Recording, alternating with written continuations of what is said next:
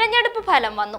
2019 അപേക്ഷിച്ച് UDFന് ഒരു സീറ്റ് കൂടി കൈവിട്ടു പോയെങ്കിലും LDFനെ 18 ഇടങ്ങളിൽ തറപറ്റിക്കാൻ UDFന് സാധിച്ചു. അടിയൊഴുക്കുകൾ സംഭവിച്ചതോ അല്ലയോ, NDA ഇത്തവണ കേരളത്തിൽ അവരുടെ അക്കൗണ്ട് തുറന്നിരിക്കുന്നു. LDF തകർന്നു പോകാതെ ഒറ്റ സീറ്റിൽ ആലത്തൂരിൽ പിടിച്ചു നിന്നു. ഇനി നമുക്കറിയേണ്ടത് എന്താകും കേരള രാഷ്ട്രീയത്തിൽ സംഭവിക്കുക എന്നതാണ്. കേരള രാഷ്ട്രീയം കലങ്ങിമറിയുമോ? മന്ത്രിസഭയിൽ അഴിച്ചുപണിക്കുള്ള സാധ്യത എത്രത്തോളമാണ്? മുരളീധരനെ അനുനയിപ്പിക്കാൻ കോൺഗ്രസ് എന്തെല്ലാം ചെയ്യും? ഇതൊക്കെയാണ് ഇനി ചർച്ചാ വിഷയങ്ങളാവുക. ലോക്സഭാ തിരഞ്ഞെടുപ്പ് ഫലം സംസ്ഥാന രാഷ്ട്രീയത്തിൽ ഉണ്ടാക്കാൻ പോകുന്ന ചലനങ്ങൾ ചെറുതല്ല. ഒട്ടും പ്രതീക്ഷിക്കാതെ സംഭവിച്ച തൃശൂരിലെ തോൽവി കെ മുരളീധരനെ ചൊടിപ്പിച്ചതോടെ കോൺഗ്രസ് പാർട്ടി പരുങ്ങലിലായി. ഈ തിരഞ്ഞെടുപ്പ് കൊണ്ട് പക്ഷേ CPMന് ഒരു തിരിച്ചറിവ് കൂടി ഉണ്ടായി എന്നത് എടുത്തു പറയേണ്ടത് തന്നെയാണ്. 2019 ഭരണം തിരിച്ചു കിട്ടിയതിനു ശേഷമുള്ള 5 വർഷക്കാലം കാട്ടിക്കൂട്ടിയ സർക്കാരിന്റെ പേക്കൂത്തുകൾക്കെതിരെയുള്ള ജനവികാരമാണ് UDFന് മിന്നും വിജയം നേടിക്കൊടുത്തത് എന്ന തിരിച്ചറിവ് CPM നേതൃത്വത്തിനുള്ളിൽ ചർച്ചയിലാണ് ഇപ്പോൾ. വോട്ട് വിഹിതം കുത്തനെ ഉയർന്ന പശ്ചാത്തലത്തിൽ പാർട്ടി തലത്തിൽ അഴിച്ചുപണിക്ക് BJPയും ഒരുങ്ങാൻ സാധ്യതയുണ്ട്. ഇതിനാൽ തന്നെ തിരഞ്ഞെടുപ്പ് ഫലം വരും ദിവസങ്ങളിൽ സംസ്ഥാന രാഷ്ട്രീയത്തിൽ വലിയ മാറ്റങ്ങൾക്കും ചർച്ചകൾക്കും തുടക്കമിടുമെന്ന് ഉറപ്പായി. സംഘടനയില്ലാതെ പോയതാണ് തൃശൂരിൽ തോൽവിക്ക് കാരണമെന്നാണ് കെ മുരളീധരന്റെ വിമർശനം.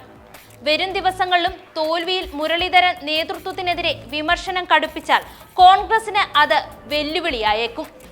മുരളീധരന്റെ മുനവച്ച ആരോപണങ്ങളോട് അതുകൊണ്ട് കരുതലോടെ മതി പ്രതികരണമെന്നാണ് നേതൃത്വത്തിന്റെ തീരുമാനം. ഇനി പൊതുപ്രവർത്തനത്തിന് ഇല്ലെന്ന കടുത്ത നിലപാടെടുത്താണ് മുരളീധരൻ കോഴിക്കോട്ടേക്ക് മടങ്ങിയത്. വോട്ടെണ്ണൽ കഴിഞ്ഞ് മുരളീധരനെ കാണാൻ മണ്ണൂത്തിയിലെത്തിയ ജില്ലാ നേതാക്കളോട് അതിരൂക്ഷമായാണ് മുരളീധരൻ പ്രതികരിച്ചത്. അതുകൊണ്ട് തന്നെ മുരളീധരനെ അനുനയിപ്പിച്ച് തിരികെ കൊണ്ടുവരിക എന്നത് നേതൃത്വത്തിന്റെ ഇപ്പോഴത്തെ പ്രധാന വെല്ലുവിളിയാണ്. മുരളീധരന് അർഹമായ പദവി നൽകുക മാത്രമാണ് ഇതിനുള്ള പോംവഴിയെന്ന് നേതാക്കൾ തന്നെ പറയുന്നു. നേതൃത്വം പറഞ്ഞിട്ട് മണ്ഡലം മാറി മത്സരിക്കുകയും തോൽക്കുകയും ചെയ്ത സാഹചര്യത്തിൽ UDF കൺവീനർ മുതൽ KPCC അധ്യക്ഷ പദവി വരെ മുരളീധരന് നൽകാനുള്ള സാധ്യതയും നിലനിൽക്കുന്നുണ്ട്.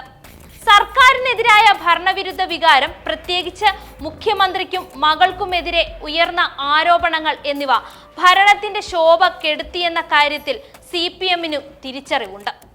അപ്പോഴും പിണറായിയെ പ്രതിസ്ഥാനത്ത് നിർത്താൻ പാർട്ടി ധൈര്യപ്പെടുന്നില്ല. കെ രാധാകൃഷ്ണൻ ജയിച്ച സാഹചര്യത്തിൽ മന്ത്രിസഭയുടെ മുഖം മിനുക്കി പ്രതിച്ഛായ വീണ്ടെടുക്കാനും ശ്രമമുണ്ടായേക്കാം. KK ശൈലജയെ വീണ്ടും മന്ത്രിയാക്കിയാലും ഈ സാഹചര്യത്തിൽ അത്ഭുതപ്പെടേണ്ടതില്ല. അതുകൊണ്ട് വരും ദിവസങ്ങളിൽ മന്ത്രിസഭയിൽ അഴിച്ചുപണിക്കുള്ള സാധ്യതയുണ്ട്.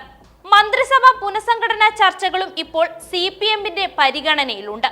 മന്ത്രി കെ രാധാകൃഷ്ണൻ ലോക്സഭാ തെരഞ്ഞെടുപ്പിൽ ജയിച്ചതോടെയാണ് മന്ത്രിസഭ പുനഃസംഘടനയെക്കുറിച്ച് CPM ആലോചിക്കുന്നത്.